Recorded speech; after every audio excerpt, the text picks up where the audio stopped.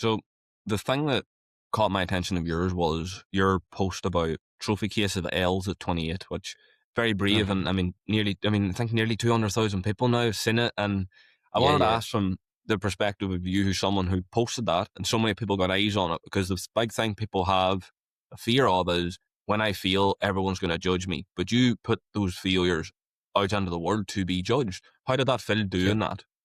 I just have a weird thing about me where I just have to be honest. I feel like hiding behind anything is almost anxiety inducing because, someone's going to find out something or something like that.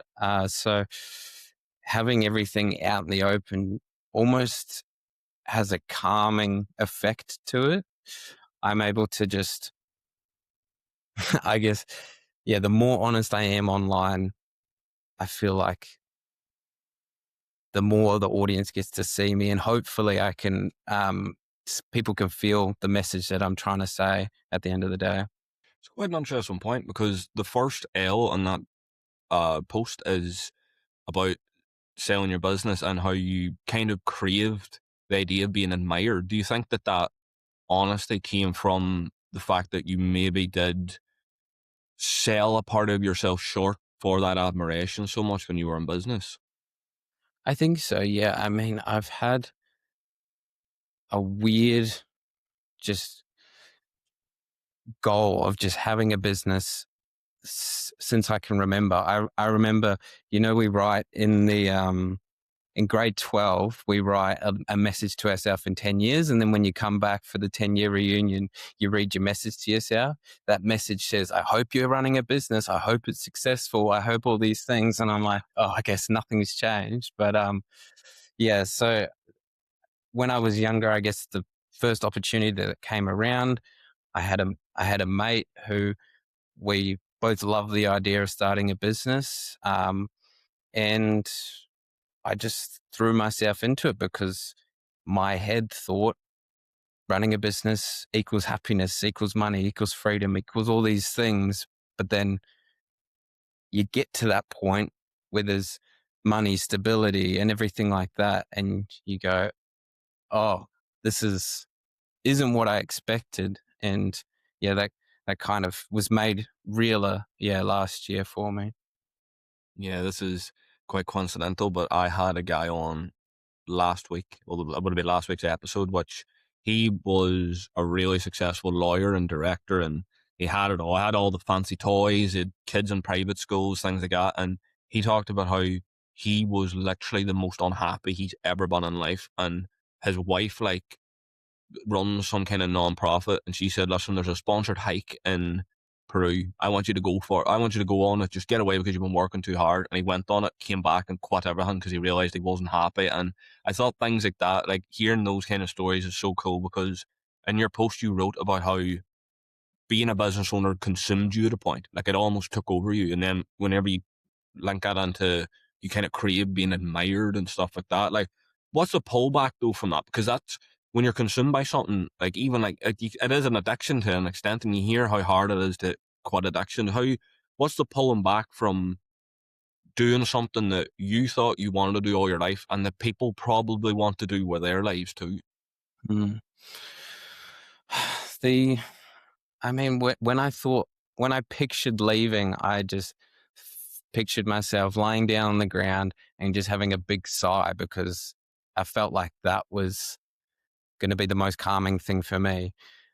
When when I finally left, it was everything opposite. It was stress, anxiety. What am I going to do next? Everything like that. So coming from a place where I was admired, where I was known as, oh, the guy that runs the business, or everyone.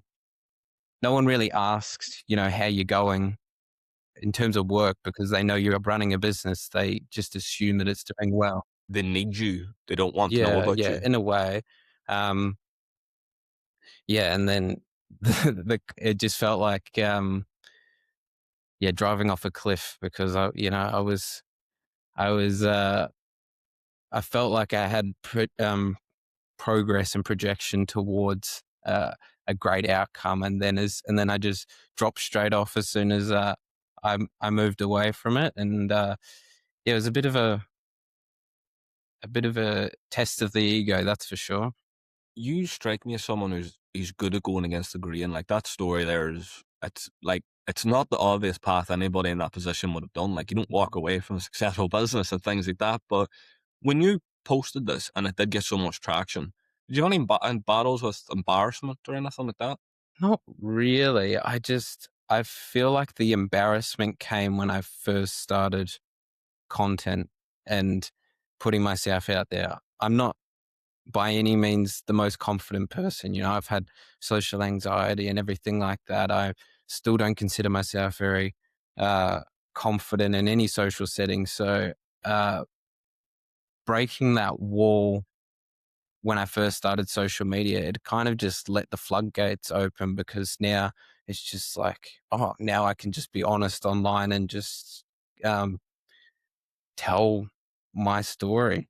Yeah, it's so funny meeting people like you that are like really good at speaking to people, yet you are riddled with social anxiety. So it means you're not really good speaking with people. And like one of my like, favorite Yeah. episodes was Robert B. O'Connor, who's an author who writes books about morale, and like it's the most supported episode. Like people still send me it all the time, and he did not want to do this show. Like after 5 minutes, he pretty much had a panic attack and said, "Don't want to do this. I don't want to talk about it." Oh, And I couldn't yeah, believe it. yeah. Like even whenever I was reading your post and reading about how you struggle so much with social anxiety and you isolated yourself for so many years, but your posts, like you can, like you really do talk to the people. Like whenever I was reading through some of like even just the 6-second videos you have with captions on it, like I can picture myself in the Mhm. situation. So like how, like, do you have any idea how that developed? Because it's kind of weird that that coincides with the fact you can speak to people, but you struggle to speak with people.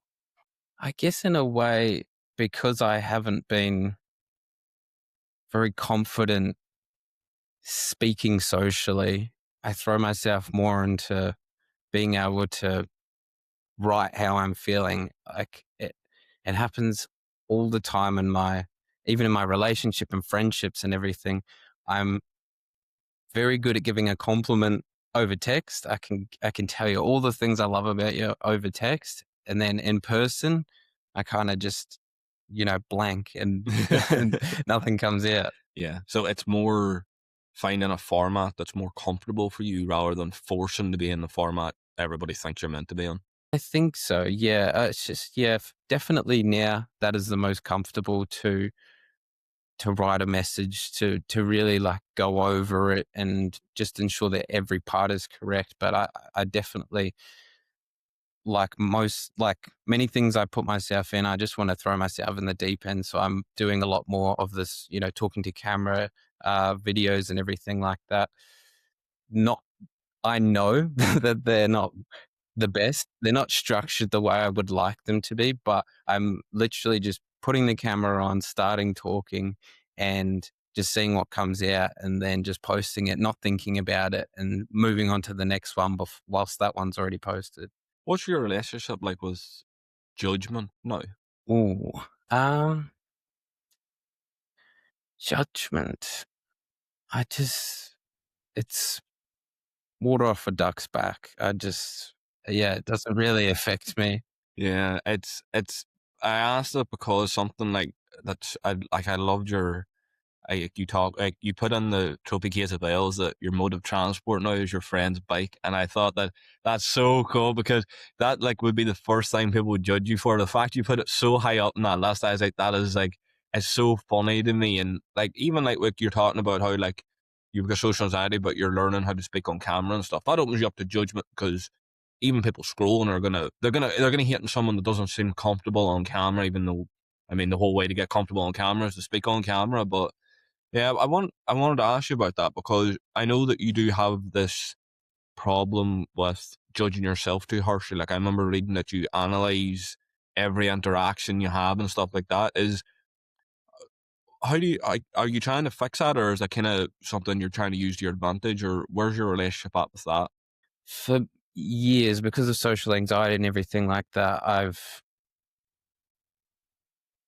just avoided situations. So the way I guess I'm working to overcome that is to just throw myself into any situation that would generally make me feel uncomfortable. The two of my main fears are swimming and public speaking. And so I'm like, so my brain naturally goes, okay, so what's the extent of this? Oh, let's do an Ironman. Let's swim for an hour and a half in the ocean. It's a good theory. It's good. There's a name for it. It's good What's it theory. called? Is it exposure therapy or something? I don't know all these Yeah. terms, but is Yeah. that the kind of thing you mean, that No, the that's it. best way to attack it is to kind of just open up to it? Yeah. Growing up, when I had social anxiety, I went to, the therapist and everything like that. And the one thing he told me was that picture yourself in a room and then there's a snake on the ground. Straight away, you're going to be scared. You're going to try to react. You're going to hide in the corner. Eventually, hours go by, the snake's still there. It hasn't moved. And you start to relax. And then you sit into the chair and then you're just waiting. So he told me that, and that basically is what anxiety is. And so exposing yourself to certain things kind of, it kind of just overrides the brain's natural ability to have the fight or flight response. And a lot of things that the brain runs through is incorrect. It's just the brain trying to keep you comfortable, keep you content, and not not exposing you to anything extreme. But that's where growth happens. I mean, those kind of exercises are. It's always hard to think, because I grew up with social anxiety bad too, and I remember in school taking a public speaking for socially anxious people or something, and the guy kept telling me to look at the back wall, pick a spot in the back wall and just look there, don't look at anyone else. And I remember doing it, and I was like, all right, that's okay. And then I tried to do it then in conversation with people, and I would just look off into the distance, and someone just turned to me and goes, I am not listening to anything you said. And I was like, why? And like, you're not looking anywhere near me. You're not having a conversation with me. You're having a conversation with something over there. And I remember like just sitting thinking of it, like, it would have been so much more beneficial for me to just go on that conversation and panic and try and have the conversation than pick a spot in the fucking wall in the building back there and try and speak to it. Like, a lot of it is just so bullshit. I think what you said is perfect. Like, the best way to get over it is run at it and see where you land anyway. Mm-hmm. Exactly. But it's kind of something that like I've been learning a little bit about now at the minute, which is like pain of effort versus pain of avoidance. So there's this idea that obviously the longer you delay something, the harder it's going to be to do it. It's kind of like you said, like with swimming, like the longer you stand on the side and wait to get in, the colder you're going to get, the colder the water is going to get, the less time you have to do it. But the pain of effort would be jumping in now, panicking, settling down and handling it. And I think that's something that people something it's hard to tell people to do, but I think that exposure therapy has taken up a big turn now on social media. I've seen it a lot, and it's probably one of the things I'm glad people do it. But say, like, for example, somebody listening is going to try this exposure therapy thing that me and you speak about. What should they be aware of? What should they like maybe think about beforehand? Mm-hmm. If I could recommend anything, it would just be creating maybe a scale. So 1 is the most attainable kind of exposure you can put yourself in. 10 is, oh my God, I would never do that in 1,000 years. And then jot, situations in between. So that's kind of what I did. I just started, my social anxiety was so bad that I couldn't even go to the hairdresser without sweating profusely because I was having a panic attack. So that was number one for me. That was number one for me, to go get a haircut. That was number one for me. And it probably took me 6 haircuts to get through it. But then I guess I moved to number 2, and maybe number 2 was talking at length with, someone in public or something like that. Didn't you almost drop out of uni because of your social anxiety? Yeah. Yeah. Mm. Yeah. I remember I started uni with friends, and that kind of gave me a bit of confidence. And then they kind of moved on with their studies, and it was just me in a class. And I remember that was kind of my peak anxiety then. I remember driving to uni and just stressing so much. Just all I was doing was going and sitting in a class with other students. And I remember we were waiting at the front, and I was having almost a panic attack. Uh, and everyone started to, go into the classroom, and I walked straight to the door and just turned around straight away and went home.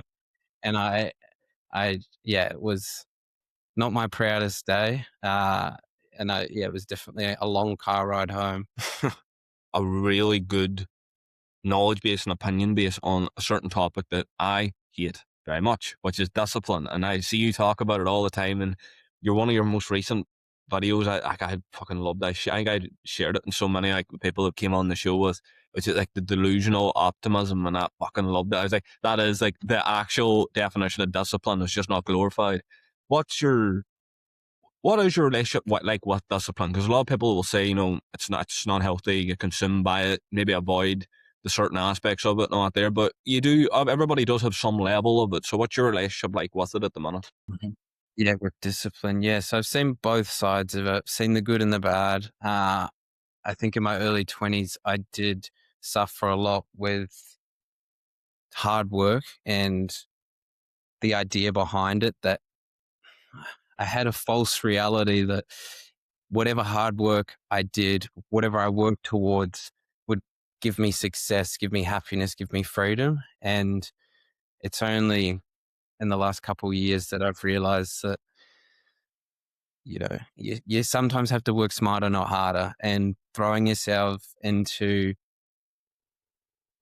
certain situations that you yourself honestly know is beneficial to you. I think that's kind of where I'm at now. Yeah, I'm that idea. The hard work thing is something I've subscribed to so much now lately, especially since doing this show, because I was the exact same as you. I always thought if you hard work equaled success, or at least it guaranteed it. Since doing this show, I can tell to everybody it is absolute bullshit. Like my first year, I alongside my full time job was probably working more hours on the podcast than my full time job, and I had zero downloads the entire year. Like I'm now at the point now where I'm no blazing success. I mean, the show gets 30,000 downloads a month, which is great, but I am doing less work than I ever have done on the podcast. Like it's such. I think it's because like this like hard work biases. You work so hard, you give it everything, you consume your life with it, but you don't get any personal development. I think this is the problem this is a problem I have with like overnight successes.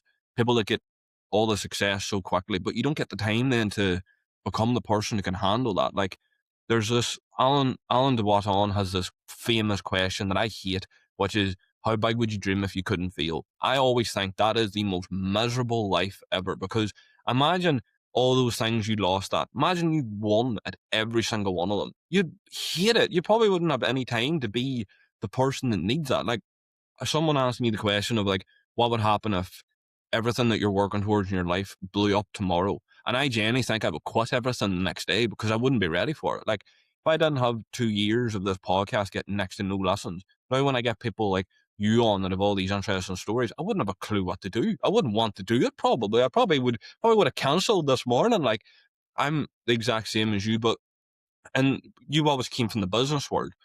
What did that kind of myth busting of hard work, did that come from there? Like maybe seeing it from the inside?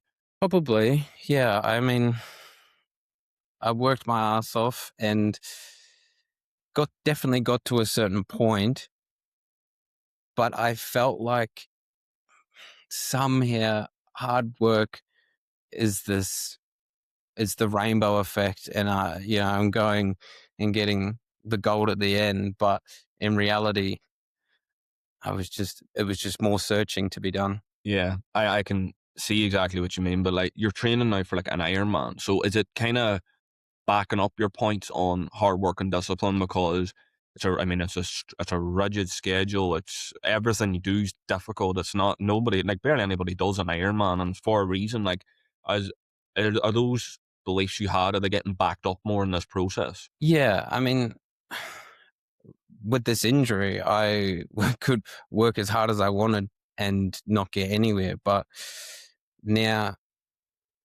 I've got such a small window that everything has to be perfect. And I think 5 years ago, me would be stressing so much because my diet has to be right. I can't allow an injury. Like, I need to be ready and fit by June.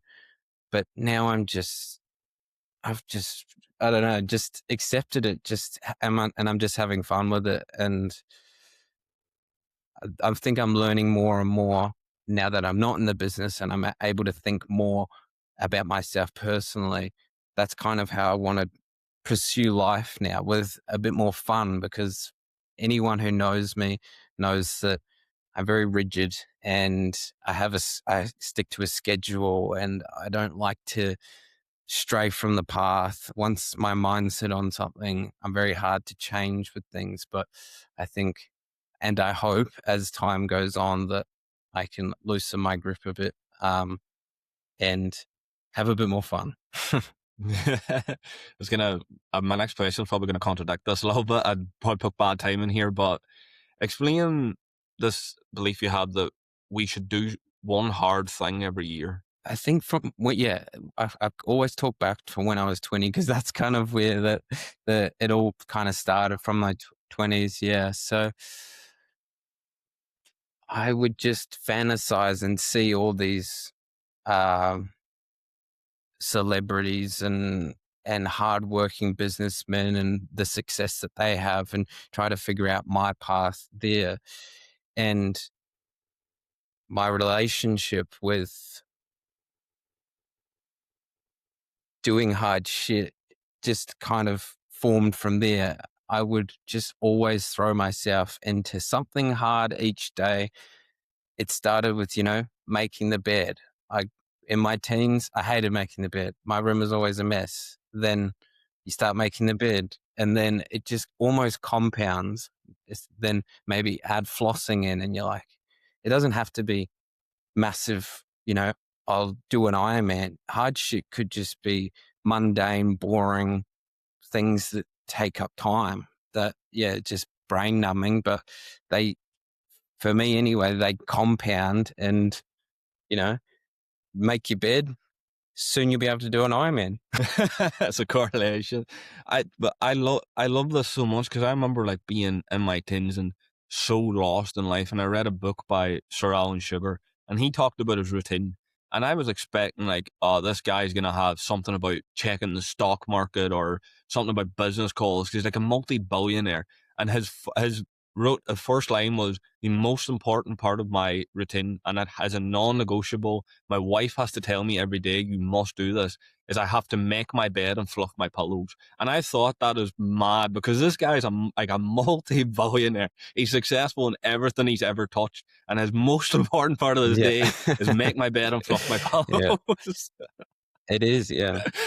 But it's true. It compounds. It gets you, because then like people like will hear make your bed in the morning and think that's stupid. But when you pull yourself out of bed and you don't want to get up, it's very difficult to do a task first thing in the morning, and it does compound. Like, I make a conscious effort to do those little nuanced things, like even like clothes that are lying around the room, put them away first thing in the morning before I leave the house, or make sure that I have some kind of like I have skincare routine or something before I go to work, things like that. But like, it sounds so stupid, but then whenever I get into my day and there's something I have to do and it's difficult and I don't know how to do it, or I don't know where to start, it's kind of more, I'll try it anyway. I'll just see what happens. And then before you know it, you're flying off on it. Like, it is that breaking that wall. And that's something that I couldn't wait to talk to you about, because this is something that brings me to, I think this is what I think this concept of doing hard shit is the secret sauce people are looking for that rely on motivation.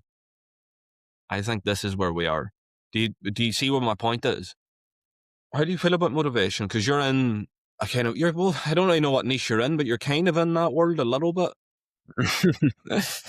Yeah, I mean, I tried to start in the Ironman niche, but then I just see these athletes that pull 4 Ironman a year, and I'm just like, nah, It's too that's not much. for me. So, it's too Nick much. Bear is the worst. He is Oh, the I know. worst. And he's idolized by everyone. Oh, recently, you've kind of been more in motivation because you're sharing your journey and stuff. But how do you feel about that area of the internet? Because I know it's massive now with people probably that follow you. Yeah. Motivation can take you so far. You always have to kind of fall back on some of your own defaults. And like we were saying with the hard shit, it's a muscle. So if you go and work it out, it gets easier and easier to do the hard shit. And when there's no motivation, you kind of have to fall back on your base level of doing hard shit. It just, just, I, just the smaller things can it's just crazy how much they can compound. Personally, I think motivation is so useless. Like I I hope by this point people have realised why I brought you on, that how important it is to be introspective and to play on your own weaknesses and your defects and things like that and build off them. Because like there's I can't remember who it was that told me this whenever I first started the podcast, but they sent me some clip of these two guys on a podcast talking about the best like motivational angle is like, imagine a camera crew's following you. What would you do, or what habits would you have? And I thought about it. Like I was training for a half marathon like last year, and I was like injured, riddled with injuries, so sick, burnt out, overworked, overwhelmed. And I was like in the middle of a run, I just stopped and I thought about it in my head, and I went home because it's so stupid. Like, man, you're doing something hard and you're not good at it and it's tough. Man, the camera crew was behind you. You'd go home. You wouldn't do it anymore. You'd tell them to go away. Like, I think like those motivation cliches are so stupid. Like, you would learn far more from sitting with a blank page and writing down a weakness about you that's really triggering you and how you could fix it, or what parts of it you don't like so much, and then researching how to overcome them. Then sitting scrolling TikTok through motivational quotes for 15 minutes before putting on your shoes and going for a run. Like it's so pointless. I think though, but this is maybe just a belief I have, but I'm interested to hear your take on it. I think that people are using motivation as a way of avoiding doing the introspective work. Oh yeah, yeah. No, I agree with that. Yeah, they get there's a term for it, immediate gratification yeah, yeah. I love those people where they'll tell you, oh, I'm gonna, do this or do that, and you go, okay, and do they do it? No, but they got the instant gratification to begin with. But yeah, it it just people just need to understand that when you're faced with something hard, you could watch as many TikToks or as many reels as you wanted to with David Goggins screaming at you. When it's just you faced with a task, you have to rely on yourself to get through things, to just start. And I don't think no amount of motivation, the motivation might be able to get you to start, but to continue, you have to rely on yourself. Yeah, we're breaking the fourth wall here because anyone listening doesn't know. I told Hadleigh to study David Goggins yesterday, so he's done his homework. He's prepped for me. But we'll finish off the episode about with some of these brutal truths you wrote about, because I love these. These are what really hooked me in, because some of them are just I mean, this is again what I meant by I was fascinated by you with the social anxiety, because you can speak to people in like environments so well, and the one that got me the most and really choked me up was uh life is going to test you the moment you start to change. Tell me about that. I guess I've only really discovered that recently. I think I've had a bit of time to reflect and realize that, yeah, if you go against the grain, if you go against your body's contentment with life, there's going to be, it's going to be hard to begin with, but you kind of have to know and trust your gut that the journey that you're on is going to be beneficial to you. And you can't just, you can't just sit back and just let the world go by.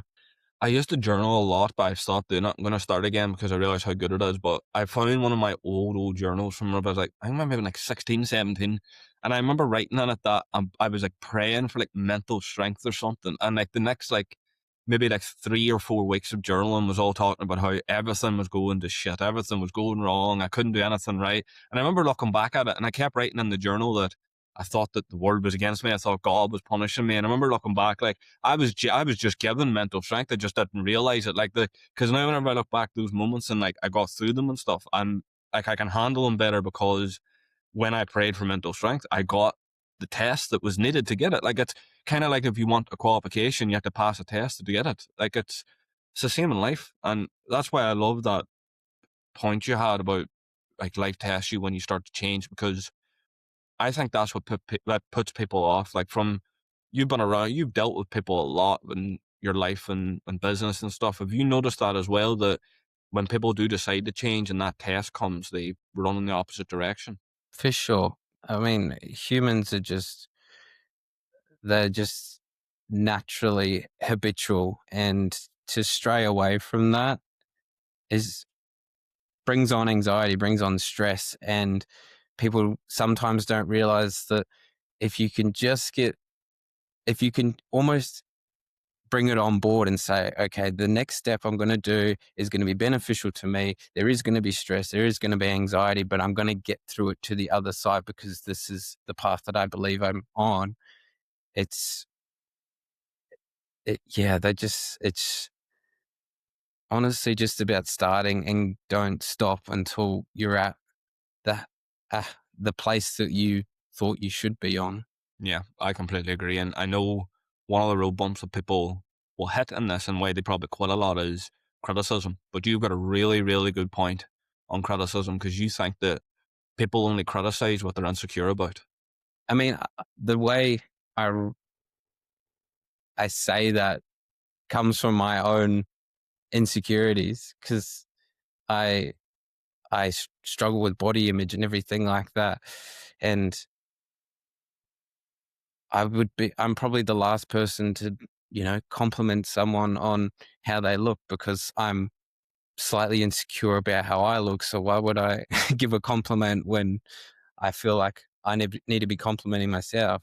Yeah, I found this when started getting a little bit of hate on podcast episodes and stuff. And the one episode I got a lot of hate on was I had a criminologist on, and we were talking about the psychology of criminals, because the fine line between a criminal and just a bad person and things like that. And this one guy kept commenting on it, armchair psychologist, and it was obviously meant to be hate comment stuff like that. But I found his Instagram, and I went on this Instagram, and he actually failed psychology at university. So he was calling me an armchair psychologist because he failed psychology, even though I've never done psychology. So it was the first thing that came to my head, because I put it as my Twitter.